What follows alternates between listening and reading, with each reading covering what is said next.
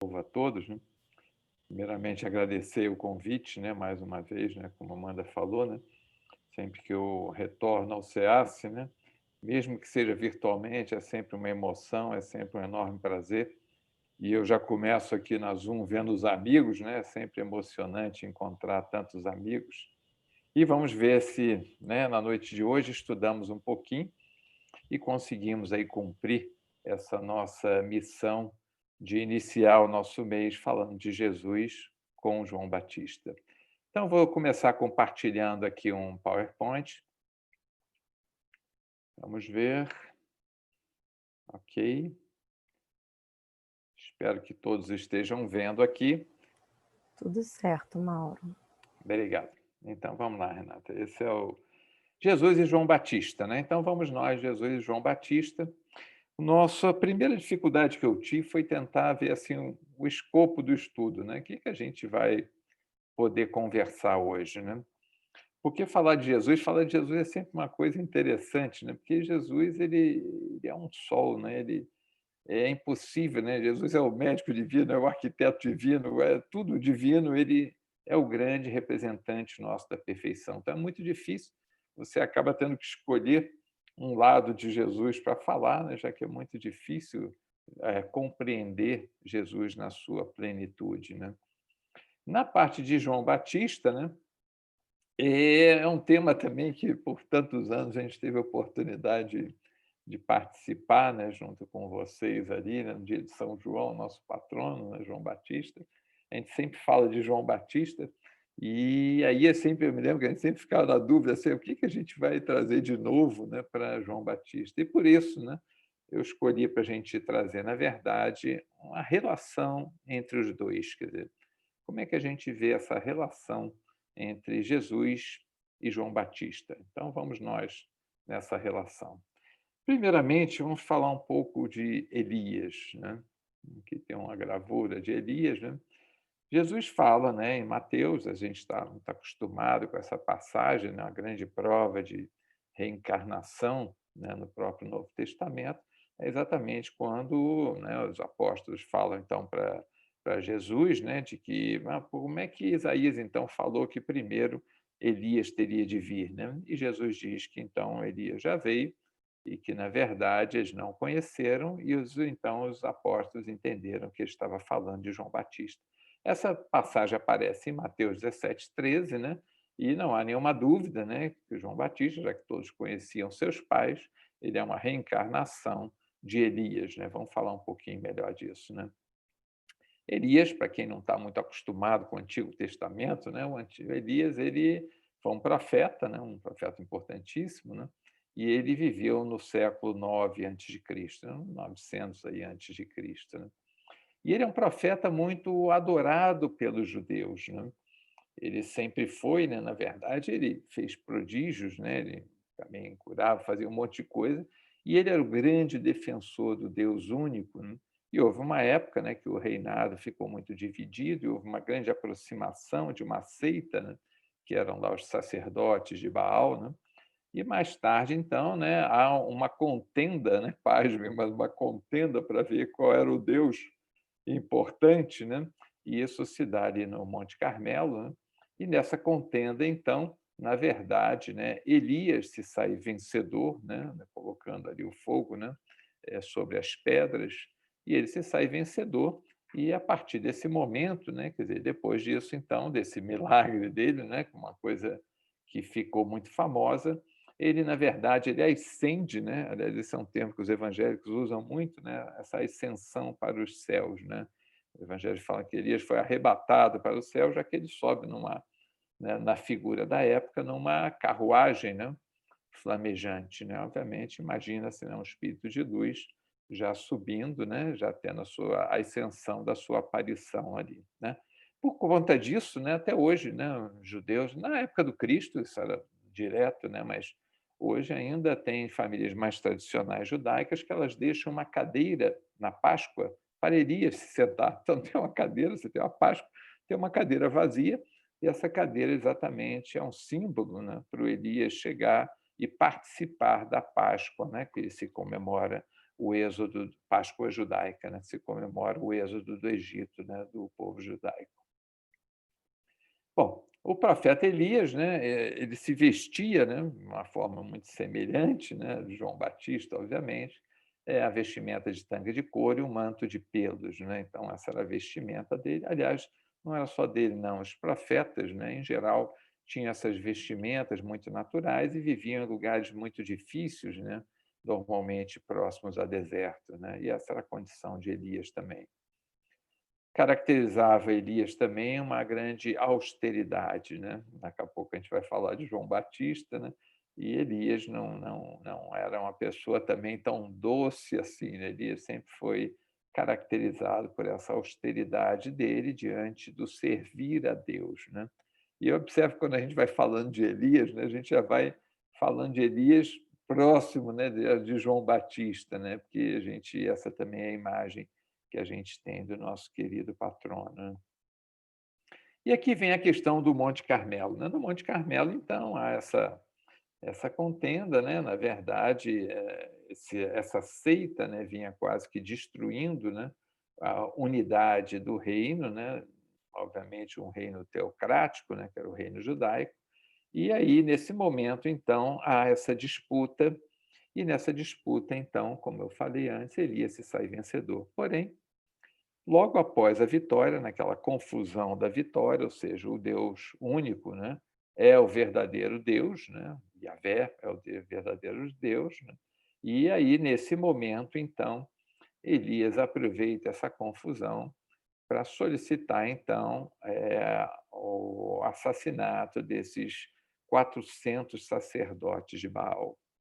E esta é uma coisa estranha no Antigo Testamento, né? Quer dizer, você tem toda essa alegria de ver, né, as demonstrações, os prodígios, né, que Deus faz através da mediunidade até de Elias, né? Entretanto, ele tem um preço amargo, e esse preço amargo é exatamente esse assassinato dos 400 sacerdotes de Baal.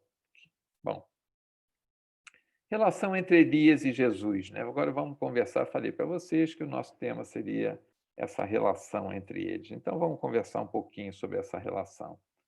Observa que Jesus já envia Elias como profeta 900 anos antes da vinda de João Batista. Então, se nós pensarmos, né, obviamente, que é o mesmo Espírito, né, observa que 900 anos antes, né, observa que Moisés talvez seja 1600 antes de Cristo, né?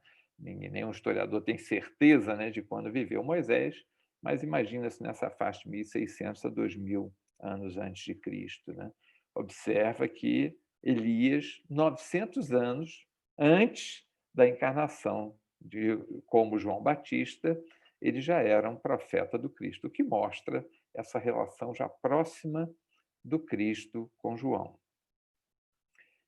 Obviamente, né, todos esses prodígios, toda essa questão da mediunidade, né, que ele faz, obviamente, ela tem a concessão do Cristo, né, que governa todo esse nosso processo da própria mediunidade nossa. Essa é uma outra questão interessante, destaca-se, né, ele ser reconhecido como um dos profetas mais queridos, né, dos judeus, né, na verdade, também se considerado o último dos profetas, né, como João Batista, né, e como Elias, ele é um dos profetas mais queridos, talvez depois de Moisés, né, que é tido como um profeta e que escreveu todas as leis, mas o carinho que o povo judaico tem ainda hoje com esse profeta mostra a ligação dele com esse povo, né? Nós, né, naquela época, né? E a ligação dele com o Cristo, tentando sempre levantar, né? Quer dizer, devolver essa questão da existência de um Pai, na existência de Deus, a nos governar. Porém, observa também a falibilidade de Elias, por conta que, obviamente, 400 mortes por causa dele, né? Obviamente, não é um bom currículo para um profeta. Então, eu queria ressaltar, apesar dele ter sido esse grande profeta e ter dado uma grande colaboração no Antigo Testamento, obviamente, ele ainda não tinha a perfeição. Observa que essa é a grande diferença entre Jesus e João Batista, né? Jesus é perfeito, né? E João Batista ainda não. E Elias, com certeza, ainda não. Bom, agora vamos deixar essa linha de Elias, né, para conversar um pouquinho sobre João, que é a foto, né, a gravura aí de João Batista. Então, João é o precursor, então, para preparar a missão de Jesus, né? Isso, como eu falei para você, já existia em Isaías, né? Isso é citado também em Mateus, né? Eu vou citar muito hoje o Evangelho de Mateus, né? Mateus capítulo 17, versículo 10º, né? E isso 800 anos antes de Cristo. Então, observa que Isaías, um profeta também importante, né, no Antigo Testamento, cita que Elias virá para preparar os caminhos de Jesus. E ele cita isso 800 anos. Isso quer dizer para nós que 800 anos antes da vinda de João Batista já havia sido combinado na erradicidade entre Jesus e João, portanto, que eles estariam juntos, né? E João era quem seria o precursor dele, 800 anos antes, né? Só para a gente ter uma dimensão dessa relação e da preparação de ambos, né? Novamente, ele escolhe, né? E aí é a missão, com certeza, a mais importante de todo o planeta, né? Que é a vinda de Jesus, e, tão importante, que Jesus veio ele mesmo para poder criar esse divisor de águas, né? Não só da história, mas como de toda a humanidade, né? O antes dele e o depois dele. E aqui encarna, então, Jesus para esta missão de preparação, portanto, ele pede a João para vir antes dele ser o precursor dele. E aqui vem a grande citação em Mateus, no capítulo 11, versículo 11º também, né? Que é o maior dentre os nascidos de mulher, né? Não vamos ter muito tempo para conversar sobre essa expressão, mas a verdade é que o maior dentre os nascidos de mulher implica não mais a necessidade, quer dizer, aqueles que ainda estão com a necessidade da reencarnação. Essa é a nomenclatura, né, que os historiadores hoje aceitam melhor, que é exatamente isso. Nascido de mulher significa a pessoa ainda está submetido ao processo de encarnação, ou seja, eu posso ter espíritos aqui conosco que não estejam submetidos à encarnação, Jesus é um bom exemplo disso, né? Como pode ter também outros, né? Apenas João Batista, dentre aqueles submetidos ao processo de reencarnação, ele foi o maior, né? Observa que, portanto, ainda não perfeito, porque se fosse perfeito, ele não seria nascido de mulher pela nomenclatura que Jesus utilizou, né? Mas, obviamente, dentre todos os encarnados, imagina todos nós encarnando aqui, de todos nós, João Batista era o maior deles, né? Então, há 2000 anos atrás, só para a gente ver também a distância da gente para João Batista, né? Ele já era o maior dentre todos os reencarnados há 2000 anos atrás, né? Imagina a gente, né? Jogando pedra na cruz, quem sabe com sorte jogando pedra na cruz, mas vamos nós, vamos adiante. Vamos falar um pouquinho do nascimento de João, né? João é filho de Zacarias e Isabel, né? Zacarias um sacerdote, né? E Isabel, então, ela era prima de Maria, né? Portanto, né, existia um parentesco consanguíneo entre João Batista e Jesus, né, já que, né, eram primos em segundo grau, já que Maria e Isabel eram primas, né, e se visitavam e se falavam com frequência, né? E João vem antes, né, de Jesus, e ele, na verdade, né, ele tanto assim que Maria, quando vai visitar Isabel, né, Jesus já começa a sacudir ali no ventre, né, reconhecendo a própria presença já do outro espírito encarnado próximo a ele, que é João Batista, né? Então, Isabel já estava grávida, 6 meses, né, quando Maria vai visitá-la, né? Então, observa que, portanto, João Batista nasceu 6 meses antes de Jesus, né? Não esqueçamos também que, apesar da proximidade das duas, né, eles moravam de alguma forma distante, né? João morava na Judéia, lá embaixo, né? Vamos falar um pouquinho da Judéia, e Jesus morava na Galileia, né? Lá em cima da Palestina. Apesar do que Palestina não é tão grande assim, né? E eles andavam, né, da Judéia até a Galileia, né? Às vezes 4 dias, às vezes 7 dias a pé, só para a gente ter uma ideia assim de distância, né? Mas um morava numa província, né, que Jesus morava, Jesus era de Nazaré, né? Ficou o tempo todo na sua missão, né, em Cafarnaum, né, principalmente em Cafarnaum, que é do Lago de Genezaré, e enquanto que João morava aqui embaixo na Judéia. Vamos falar um pouquinho da Judéia também. Acerto, isso é um quadro até muito bonito, né? Os autores assim antigos, né, colocavam, sempre que ele tinha uma beleza para ressaltar, ele colocava uma beleza até quase feminina, né? Então é um quadro muito bonito, né? De Jesus à esquerda, né? E João Batista à direita, né?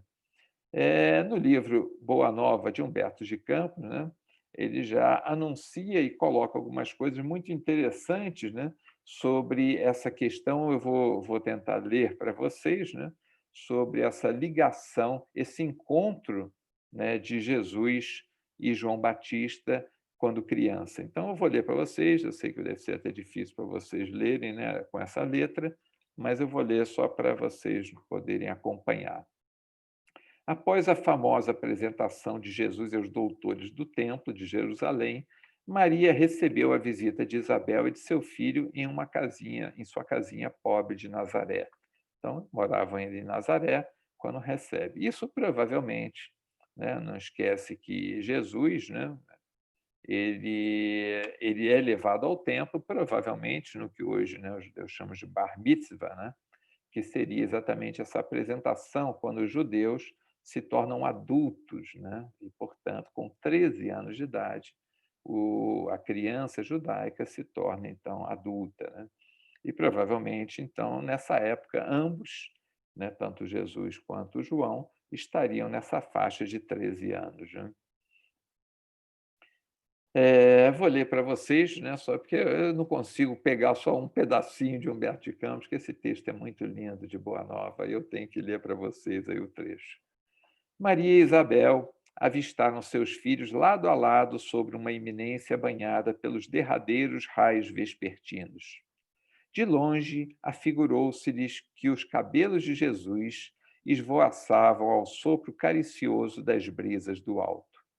Seu pequeno indicador mostrava a João as paisagens que se multiplicavam à distância, como um grande general que desse a conhecer as minudências dos seus planos a um soldado de confiança. Olha que imagem bonita que Humberto de Campos usa, né? Jesus, criança, mostrando para João como se fosse um general mostrando para o seu subordinado as conquistas que eles precisariam fazer. Ante seus olhos surgiam as montanhas da Samaria, o cume de Magedon, as eminências de Gilboé, a figura esbelta do Tabor, né, onde mais tarde ficaria inesquecível o instante da transfiguração, o vale do rio sagrado do cristianismo, os cumes de Safed, o golfo de Califa, o elevado cenário do Pereu num soberbo conjunto de montes e vales, à luz das águas cristalinas, ao lago das águas cristalinas. Quem poderia saber qual a conversação solitária que se travara entre ambos? Distanciados no tempo, devemos presumir que fosse na Terra a primeira combinação entre o amor e a verdade para a conquista do mundo. Sabemos, porém, que na manhã imediata, em partindo o precursor na carinhosa companhia de sua mãe, perguntou Isabel a Jesus com gracioso interesse: Não queres vir conosco? Ao que o pequeno carpinteiro de Nazaré respondeu profeticamente, com inflexão de profunda bondade: João partirá primeiro. Eu achei fantástico nessa passagem na Boa Nova, falando sobre João Batista, né? Onde, na verdade, né, ambos, ainda crianças, não esqueçam, são espíritos de escola, né?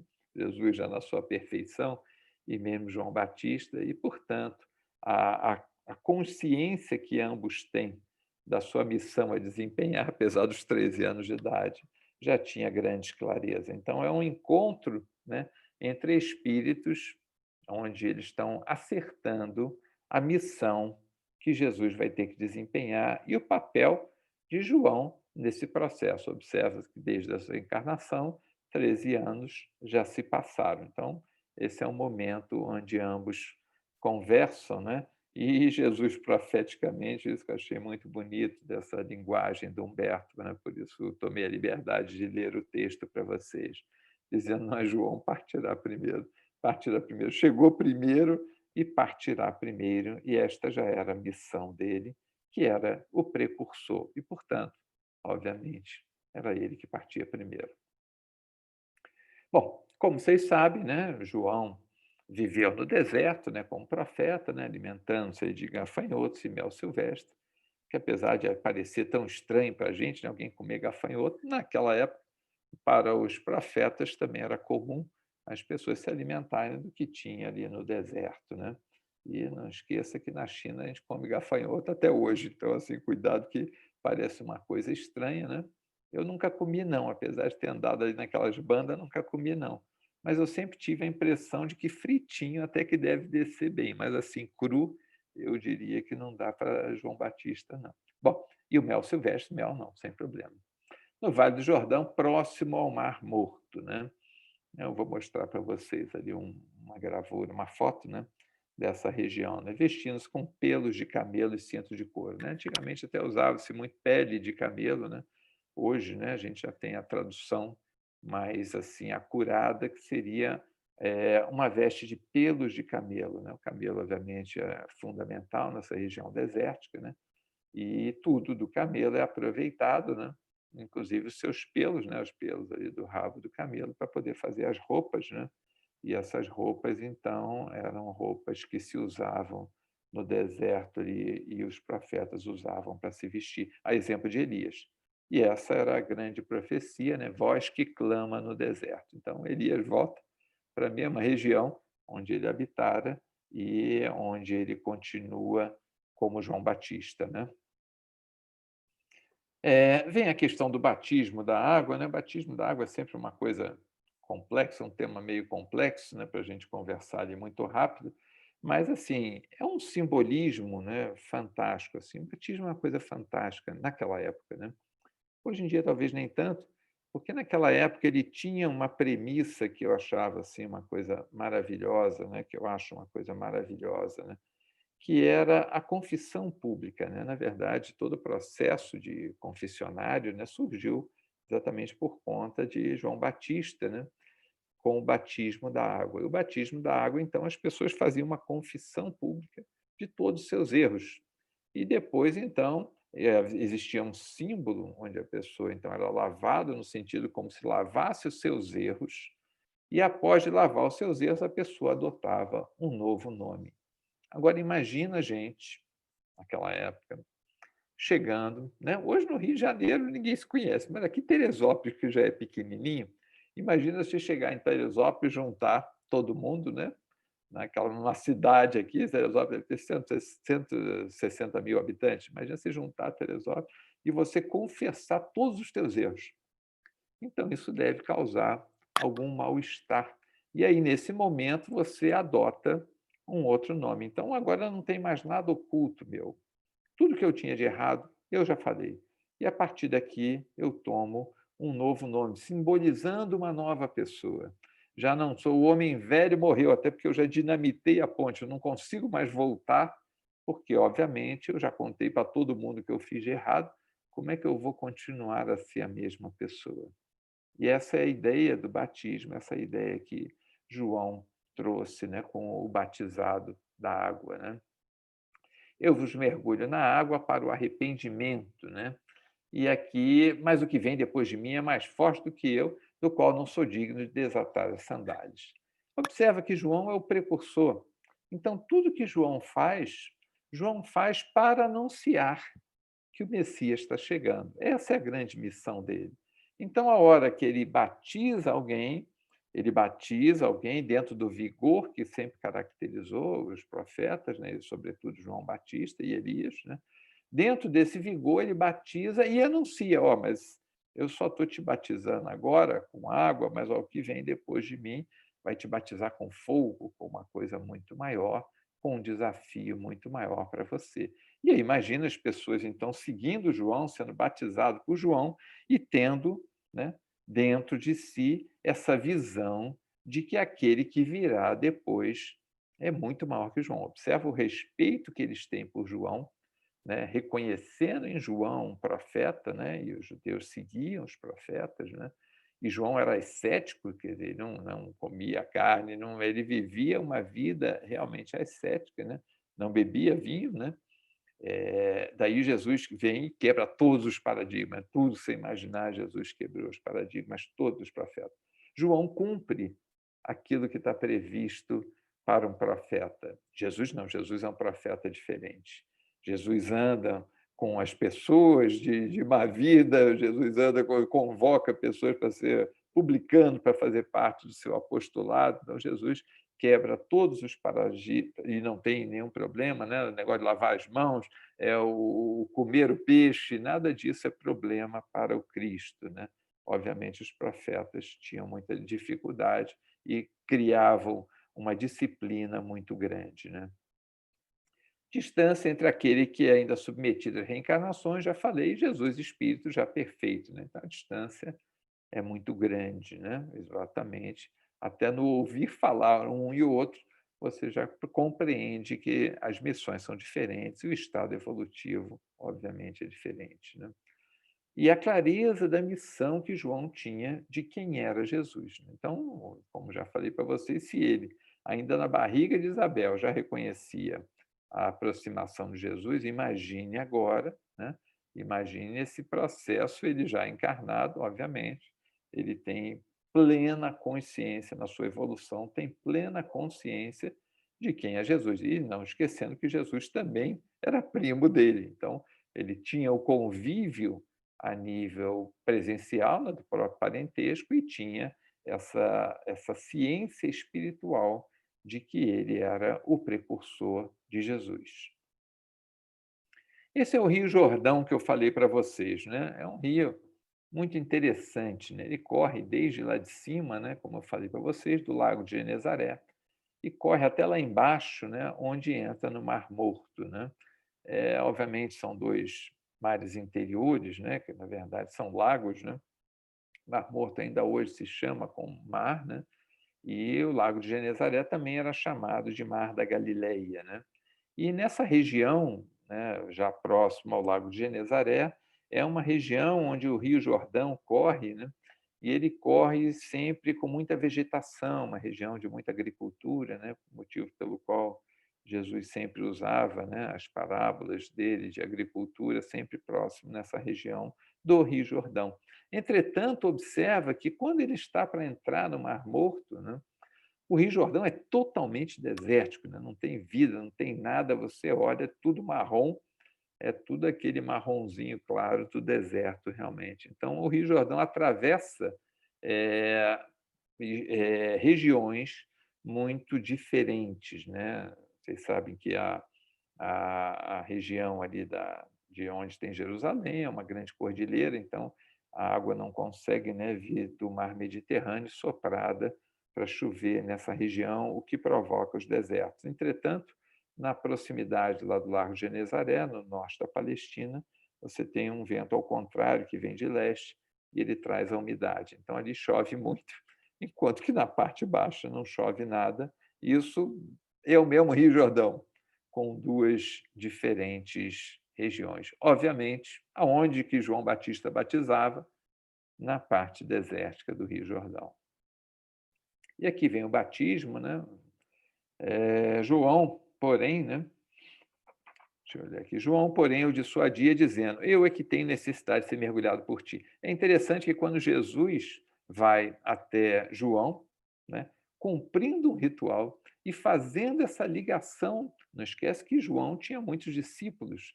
Então, a hora que ele chega até João, ele chega, portanto, e apresenta, né, se apresenta aos discípulos de João também, como assim, ó, eu sou Jesus, né? E nesse momento, né, João já olha assim: Eu não vou te batizar, eu vou batizar você, que nem Pedro dizendo assim: Você não vai lavar meu pé lá na ceia, né? Como é que vai lavar meu pé? De jeito nenhum. E a mesma coisa de João. João olha para Jesus e fala assim: de jeito nenhum, mas não vou te batizar mesmo, não vou. Quem sou eu para te batizar? O que mostra essa clareza também da missão dele, né? Mas Jesus diz para ele: não, não, vai sim. Assim como fala para Pedro, vai sim. Que é exatamente para mostrar e cumprir toda a lei, porque estava previsto, portanto, que Jesus seria batizado, né? E, portanto, neste momento da missão, a missão dele, quando ele batiza Jesus, já está, de alguma forma, se aproximando do final. Ou seja, agora, a partir de agora, já não é qualquer Jesus, é Jesus que inicia a sua missão. Neste momento, Jesus inicia esses 3 anos de messianato dele, né, conosco aqui, e, obviamente, João cumpriu já o seu grande papel de chegar até esse momento anunciando a vinda do Cristo. Bom, final da missão, né? Essa é uma passagem também muito, muito, muito interessante, né? Que a gente precisa também conversar um pouco, né? João, eu vou ler novamente Mateus, né? Sempre Mateus 11, né? João, ouvindo no cárcere sobre as obras do Cristo, enviou os seus discípulos e, por meio deles, disse-lhes: És tu que vem ou esperamos outro? Essa frase é uma frase fantástica e estranha. Não é estranho? Eu acabei de falar que João Batista era primo de Jesus. João Batista tinha clareza da sua missão. Desde que encarnou, já estava, antes de nascer, já estava preparado, reconhecendo Jesus. Essa pergunta faz sentido? Olha a pergunta, vou repetir. És tu que vem ou esperamos outro? Essa é uma pergunta transmitida pelos discípulos, né? Vamos ver a resposta de Jesus. Jesus, em resposta, disse-lhes: Ide, quer dizer, ide de volta, e anunciai a João que o que ouvis e vedes: cegos voltam a ver, coxos andam, leprosos são purificados, surdos ouvem, mortos são erguidos, pobres são evangelizados. Na verdade, é uma forma dele dizer para João Batista, eh, diga-lhe que a sua missão já acabou. Observa que João está preso, e neste momento, com o embate, né, com Herodes Antipas, né, nessa confusão toda, ele já está na Macaeros, né, preso, e, obviamente, nesse momento, então, é onde João quer saber de Jesus, se Jesus ainda precisa dele. E esta é a relação entre ambos. Observa, João manda os mensageiros e fala assim: mestre, ainda precisa de mim? Ou eu já posso deixar a carne? Porque a minha missão já estaria encerrada, né?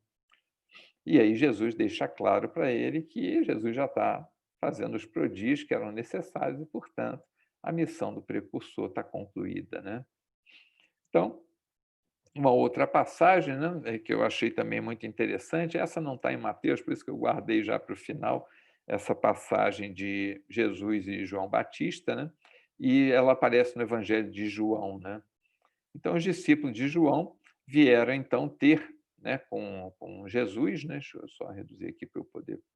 Vieram buscar o corpo e sepultaram. E foram dar a notícia a Jesus, tendo ouvido isso. Desculpa, esse ainda está em Mateus, João vai ser o próximo. Jesus retirou-se dali no barco para um lugar deserto. Essa é outra coisa interessante em Mateus. Quando Jesus recebe a notícia que os discípulos sepultaram, ele vai para um lugar deserto sozinho. Pergunto a vocês, para quê? O que ele estaria dizendo, né? Observa que, né, sempre que ele vai conversar, né, com os mortos, né, ele vai, então, busca a solidão para poder conversar. A exemplo do Monte Tabor, né?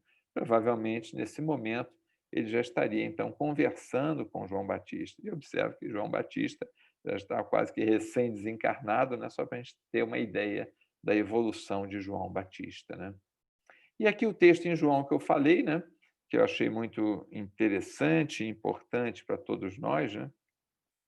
Eles vieram até João, na verdade, né, e lhe disseram: Rabi, aquele que estava contigo do outro lado do Jordão, de quem tu testemunhaste, eis que ele batiza a todos e todos estão indo até ele. Qual é o sentimento dos discípulos de João, né? Então, João, temos um problema aqui, João. Está todo mundo indo lá para o centro aqui do lado, ó, não está todo mundo saindo da tua igreja e indo lá para outra igreja. Observa que esse sentimento, né, ele é um sentimento assim onde você vê uma réstia de vaidade, né, dos discípulos de João, né? E muito cuidado para todos nós, né, porque muitas vezes a gente também observa nessa nossa vaidade, né, nas próprias casas espíritas, né? Então, e aí vamos ver a resposta de João, né, esse ensinamento para a gente, né, a resposta de João Batista, relatado por João, o evangelista, né? Em resposta disse João: Vós menos, vós mesmos me testemunhais que eu disse: Eu não sou o Cristo. Então, o que vocês estão falando? Que ele está batizando lá do outro lado. Eu não sou o Cristo. Eu sou aquele que foi enviado adiante dele. O que tem a noiva é o noivo. O amigo do noivo, que é o caso dele, João, eu sou só o amigo do noivo. Essa festa, essas bodas, na verdade, não são minhas. O amigo do noivo que está presente e o ouve se alegra profundamente por causa da voz do noivo. Portanto, essa alegria se completou em mim. Olha que frase de humildade. Por isso que João é um grande exemplo para todos nós, né, para nós seguirmos. Né? Observa a frase, a clareza, a humildade dele, né? E a felicidade, né, que ele tem de ver que a missão do outro já está sendo bem sucedida. Né? A alegria que temos que ter, né, que devemos pelo menos ter, quando os outros já fazem coisas que nós fazemos. Né? Às vezes a gente está também na casa espírita conversando sobre esse assunto, né? E as pessoas falam assim: ah, fulano aqui, fulano está fazendo isso aqui. Eu olho assim, que ótimo, que coisa boa que fulano já está fazendo isso, porque é sinal que ele já está aprendendo e é sinal que a nossa missão já está acabando para outros poderem dar continuidade nessa missão. Essa é a grande essência de João Batista, a clareza de João Batista nesse processo, né? E essa é a grande frase do Batista, né? Para mim, essa frase, sempre que eu penso em João, eu penso nessa frase dele, né? É necessário que eu diminua para que ele cresça. Ou seja, eu preciso agora diminuir. Eu não posso ter essa relevância toda. Ah, as pessoas querem falar com o Mauro, não, mas o Mauro tem que diminuir para que aquele que vem depois de mim cresça. Porque, no fundo, somos todos precursores de alguém que vem depois da gente e precisamos preparar os caminhos dessa pessoa, né? E aí, até porque nós temos que preparar essa geração nova, né? Como é que a gente vai fazer geração nova, né? É o último item da Gênese, né? Que é o último livro da codificação kardeciana, já 1868, já próximo à desencarnação de Kardec, 1869. E aí a última coisa que fala é exatamente sobre a geração nova, que nós temos que preparar, que a geração que está chegando, geração para o terceiro milênio, geração, portanto, para o mundo de regeneração, e nós temos que preparar, mas muitas vezes para preparar eu tenho que diminuir para que ele possa crescer, senão eu não consigo preparar. É importante nessa preparação que eu diminua para que ele cresça. Né? Cuidado, né? A gente fala muito de mocidade espírita, né? Também não vamos ter muito tempo para a gente conversar sobre isso, mas a mocidade espírita, assim, eu me lembro quando eu cheguei ali no CEAS, a gente fala mocidade espírita é o futuro, né? Isso já foi o quê? Já se passaram mais de 30 anos. E hoje ainda é o futuro, então o futuro não chega, né? Precisamos preparar a mocidade para poder assumir as posições, porque a mocidade é a geração nova, né? Mais uma vez, Humberto de Campos finaliza esse nosso texto, né, dizendo operar de primeira hora e falando sobre João, né? É ele o símbolo rude da verdade, que arranca as mais fortes raízes do mundo para que o reino de Deus prevaleça nos corações. Exprimindo a austera disciplina que antecede a espontaneidade. Só esse tema já daria uma palestra. Disciplina que antecede a espontaneidade do amor. Né? Primeiro a gente começa com a disciplina. Né? Nosso amigo Álvaro Crispino, que gosta muito dessa frase, né? Dizendo assim, eu não sou bom, eu estou contido no bem. Né? O que expressa bem essa disciplina que antecede a espontaneidade do amor. A luta para que se desfaçam as sombras do caminho. João é o primeiro sinal do cristão ativo, em guerra com as próprias imperfeições. Né? lembra da máxima, né? Reconhece o verdadeiro espírita pela sua transformação moral e pelo esforço que empreende para domar suas más inclinações. Então, João Batista é o primeiro cristão ativo que está em luta, porque não é perfeito, está em luta contra as suas imperfeições, seu mundo interior, a fim de estabelecer em si mesmo o santuário da realização com Cristo. E, portanto, é por isso, né, que Jesus falou que dentre os nascidos de mulher, João Batista é o maior de todos. E nós? Agora terminando já as nossas reflexões, né? E nós? Né? Esse é João. Falei um pouco de Jesus, falei um pouco de João, e nós, né? Estamos também preparando os caminhos do Senhor? Observa, né, que sempre aqueles que são os precursores são pessoas mais rudes, pessoas que vêm para abrir as picadas nas florestas, né? E depois chegam outros que vão pavimentar a estrada, mas cá entre nós, a estrada já estava aberta, né? Observa no nosso caso aqui do CEAC, né, seu Antônio dos Santos, né? Contribuição de Dona Rosa, né? Me lembro tanto da Dona Rosa.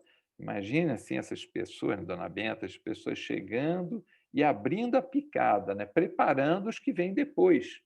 E preparamos nós, né, para virmos depois. Assim. Então, essas pessoas fizeram o trabalho delas e deixaram para nós que estamos vindo depois. E nós estamos também preparando os caminhos do Senhor, preparando para aqueles que vêm depois da gente, né? E por isso, né, quer dizer, essa frase, ora por nós, ó Batista, porque todos nós ainda temos muita dificuldade em conseguirmos fazer essa preparação, essa passagem de bastão para este outro mundo, né? Preparando sempre aqueles que estão chegando já, os habitantes do mundo de regeneração, né? Eu preparei um finalzinho aqui, deixa eu ver se eu consigo não me enrolar aqui com a informática aqui, que é um videozinho, né? É só para encerrar, é um vídeo aí de 3 minutos, né? Com uma música, né? Eu vi hoje o Hélio aqui, o Hélio Canelos, né? Um grande amigo do nosso passado aqui, e eu me lembro que a gente tocava essa música até com a mocidade, né?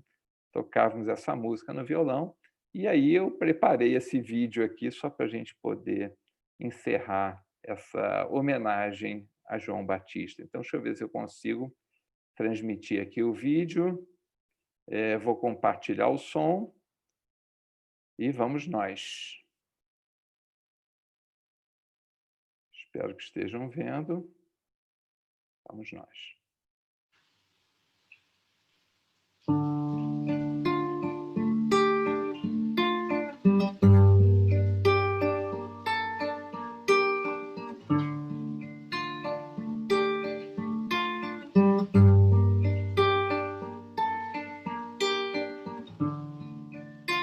Quem te busca te encontra na estrada.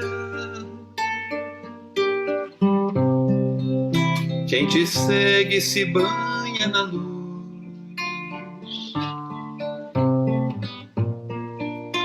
Ó João, bom irmão mensageiro, tua voz nos eleva a Jesus.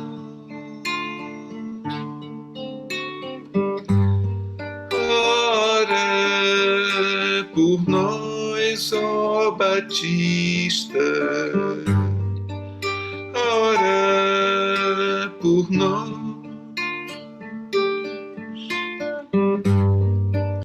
Dá-nos a força na luta, ora por nós.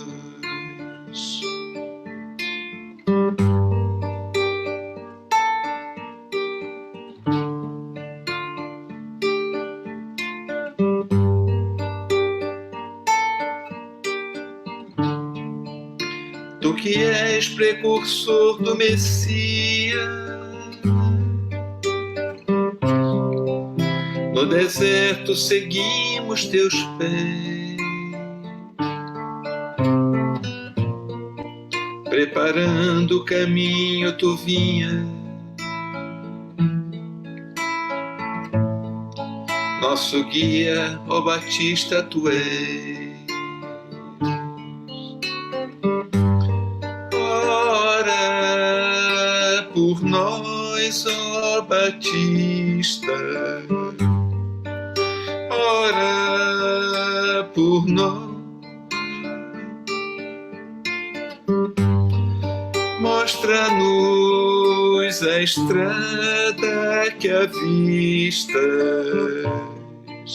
ora por nós.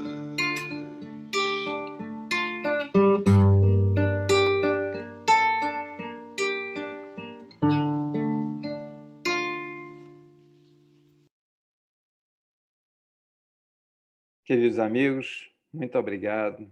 Um beijo em cada um de vocês.